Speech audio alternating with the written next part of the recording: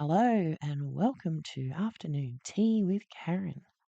I'm going to have a look at Thomas Sewell and continue with the theme of lowering the threshold for hate speech legislation.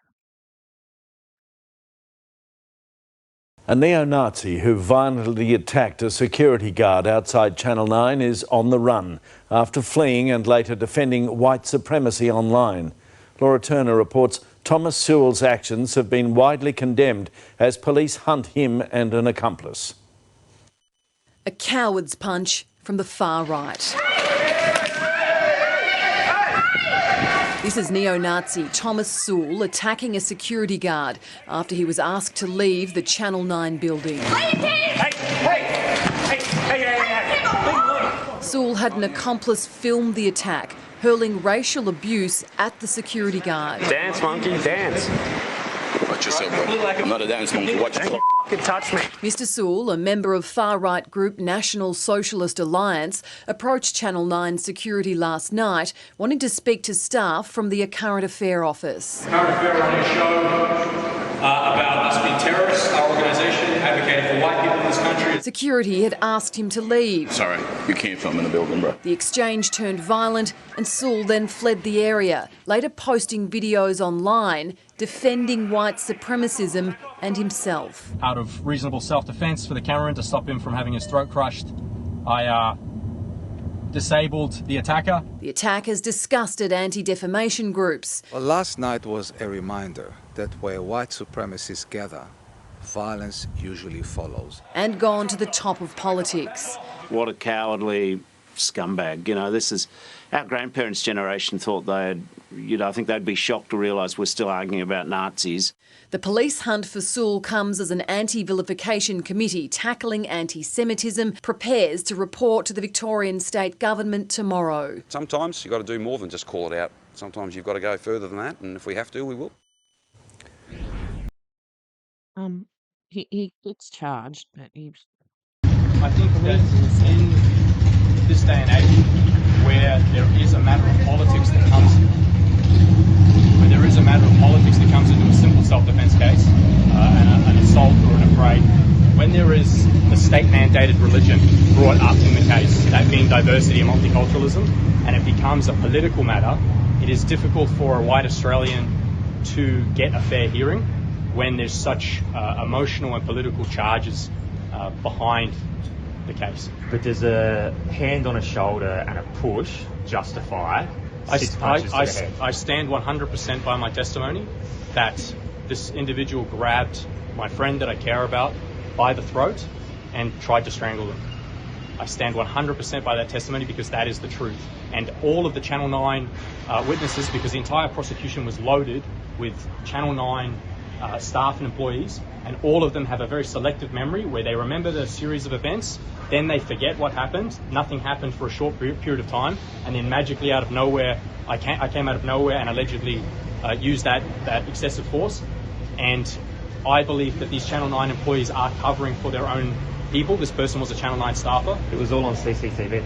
Exactly, and you can see on the CCTV very clearly, you can find the truth on Telegram. It's all over Telegram at the moment, the full video of the CCTV of this security guard attacking Jacob Hassan by the throat and myself defending this person. And I stand by my testimony. I spoke the truth. The judge at the end of the proceedings on Wednesday said clearly that all of the prosecution witnesses were mistaken, which is a very convenient way of saying that they lied. And he's since retracted those statements, and he said in court today that that these inconsistencies in the prosecution's witnesses, all of which are Current Affair and Channel 9 staff, the inconsistencies is irrelevant. And we disagree with that, and we will be going to sentencing on January 12th. Will you consider appealing? Most likely not, no. I think that we've already spent so much money trying to defend what is a really clear-cut self-defense case, and at this stage I think that the legal system is a really immoral system in the sense that to prove your innocence you have to spend a lot of money, and I'm just a working class man, I'm a labourer, and I don't have tens of thousands of dollars more to throw at this case. So to appeal it would cost me probably another 30 or 40,000, and that's just not, for the common man, that's just not a just system. Is there anything you'd like to say to the security officer? I already answered that question. Yeah. If you don't have any other questions, any new questions, then that concludes the interview. When you came to Channel 9, what did you want to talk about? I wanted to speak to you about a current affair episode calling us terrorists and homegrown extremists when we're just normal everyday Australians that are really upset about what's happening to our country. We see our country falling apart. We see that there's a racial replacement. We see that white faces are becoming less and less common in schools, in workplaces, and every day we are getting slowly closer to a South African situation where we are a minority, and we're really upset by that. But that doesn't mean that we're looking to injure people at the MCG or some ridiculous thing that the Muslims are up to because they dislike us. Our form of extremism, as you put it, is simply that we are passionate and we care about our country and we care about our people and our race. And that's all that we wanted to say to you. And you refused to have that interview with us and only wanted to interview after the fact, after this incident took place that didn't have to take place.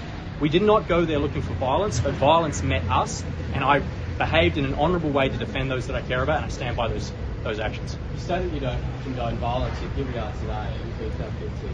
What would you say to that? Well, I've already answered that question.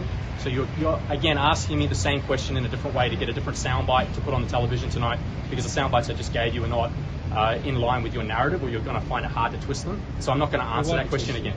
You will be. Yeah. So if you don't have any other questions, then we'll leave it there.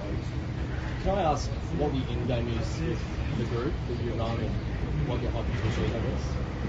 We want a free white Australia.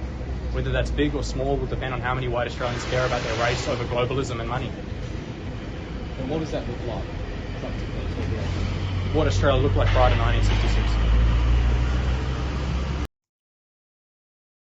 Neo-Nazis have openly rallied in the heart of Melbourne, setting off a string of ugly clashes involving police and counter-protesters. The violent outbursts came despite a highly planned operation that saw officers given tough stop-and-search powers. Seething hatred takes over our streets. Police who'd come under attack chased down the suspects. A small band of Nazi demonstrators had been under escort to leave There he is. the city. Their message of hate was met with hostility. Am I going to punch me? Which one of you little is going to punch me? Oh, look at that guy. Sorry. I've seen him at other protests. Sorry. Am I going to punch me? Which one of you little is going to punch me? The verbal. Anyway. Anyway, the point I'm making here, was Tom on the steps there, is that the main media know who these dudes are. They know they operate by themselves. They know they don't go and give support to anyone else.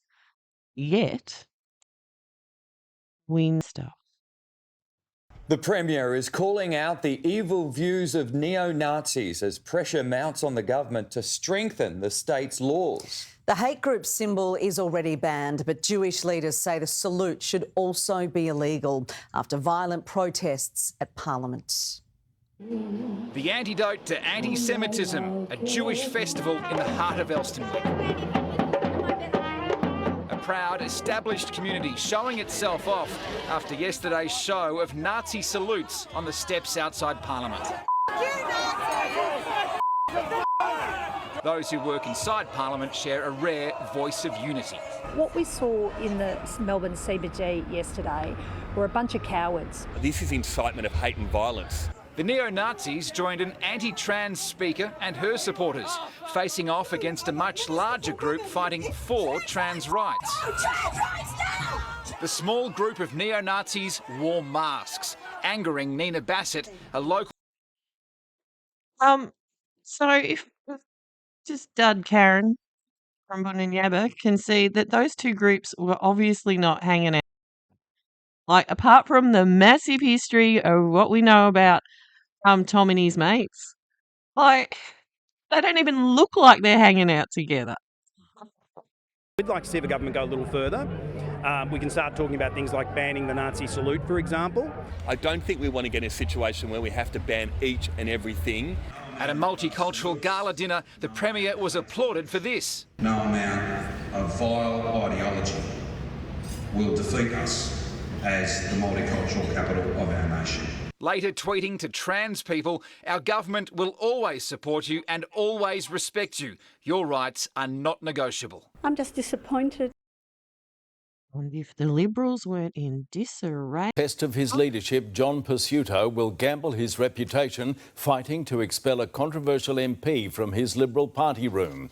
Moira Deeming supported an anti-trans event attended by neo-Nazis in the heart of Melbourne. Mark Santomartino reports. Together at Parliament, Moira Deeming and Kelly J. Keane. What fabulous T-shirts he's wearing. A Liberal MP with a women's rights campaigner who has peddled anti-trans views on the shows of white supremacists deemed too extreme for YouTube and now too extreme for the Liberal Party. I would consider it a great failure of leadership if I didn't take this action. John Pursuto has confirmed he will try to kick Miss Deeming out of his Liberal Party room after Saturday's Let Women Speak event. We want the right to go to a toilet without a biological man coming in there. Was hijacked by disgusting displays of the Nazi salute. They're a literal Nazis! I am a strong supporter of free speech, but free speech doesn't include hate speech. John, it kind of does, really, in the real world of free speech. Anyway. Moira Deeming promoted Kelly J. Keane's event in Parliament and celebrated with her afterwards. I'm here with some evil toughs down under. Criticising police for allowing the masked men in black anywhere near them. People are saying, why didn't you tell the Nazis to leave? Well, there was no Nazi symbols on them. I thought they were the trans rights activists. And then when they did that, they were being escorted out and it was over. I think it is absolutely despicable that she has been linked to white supremacy. Angela Jones, a Melbourne mother of four, helped organise the Let Women Speak rally. The left-wing feminists and the transgender community are being used as a political football. Until the Nazis turned up, Mr. Pursuto was happy to let this slide. We're not there to babysit the activities of every MP. The vote on Miss Deeming's future will be held next week as the government fast-tracks changes to outlaw the Nazi salute in Victoria. This is about making sure that we send a very, very clear message that hate speech will not be tolerated here in Victoria. Mark. I just want to replay a little bit. On Miss Deeming's future will be held next week as the government fast-tracks changes to outlaw the Nazi salute in Victoria. This is about making sure that we send a very, very clear message that hate speech will not be tolerated here in Victoria. So by linking the Nazis and the Let's Women Speak group, then they've covered the anti-vilification for both the Nazi salute and the anti-trans stuff that's happening now, and vilification laws that they're trying to get going. And then the media frenzy started around Kelly J. Keane, and it followed her to New Zealand, and we know what will happen there. So that'll do. See you later. Bye.